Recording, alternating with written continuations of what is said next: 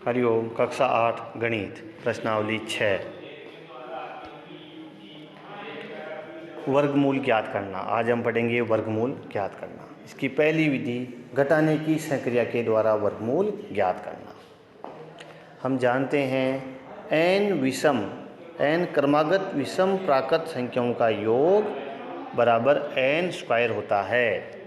जैसे 3 क्रमागत विषम संख्याएं 1 + 3 + 5 का योगफल 9 आ रहा है, तो यहाँ 3 विषम संख्याएं हैं तो इसका उत्तर हो रहा है 3 की घात 2।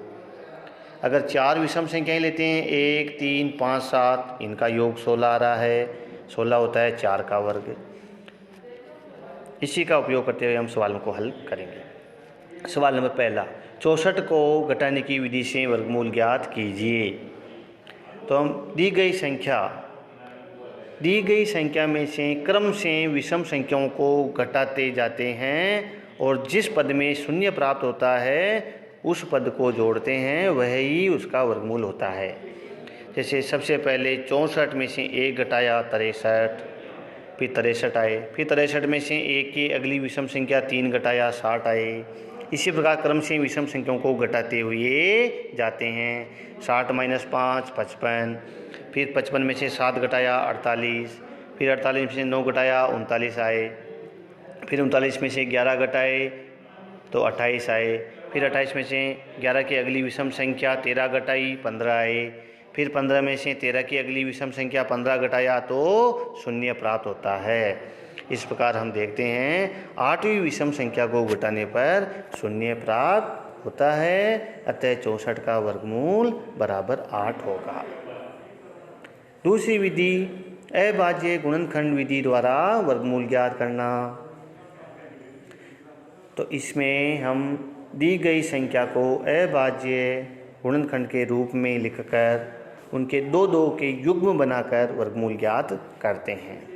उदाहरण पहला, संख्या 144 का वर्गमूल ज्ञात कीजिए। तो सबसे पहले हम 144 के अभाज्य गुणनखंड करेंगे।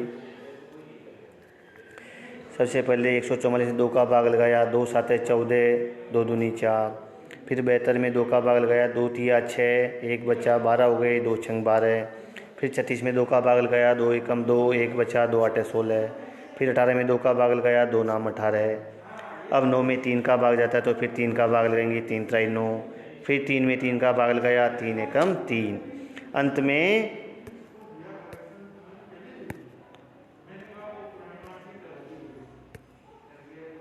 अंत में शेषफल 1 बचता है। तो हमने लिखा 144 बराबर 2 × 2, 2 × 2, 3 × 3। पहला 2 का युग्म बना, फिर 2 का युग्म बना, फिर 3 का युग्म बना। पहले जोड़े में से 1 2 को बाहर लिखा, फिर दूसरे जोड़े में से 1 2 को लिखा, फिर 3 के जोड़े में से 1 3 को लिखेंगे। तो 2 × 2 × 3, 2 दूनी 4, 4 × 3 = 12। इस प्रकार 144 का वर्गमूल होता है 12। तो आज हमने वर्गमूल ज्ञात करने की, घटाने की विधि और अभाज्य गुणनखंड विधि के बारे में समझा है। कल हम अभाज्य गुणनखंड विधि के और उदाहरणों को समझेंगे। आज आपको गृह कार्य में इन्हीं सवालों का दोहरान करना है। धन्यवाद।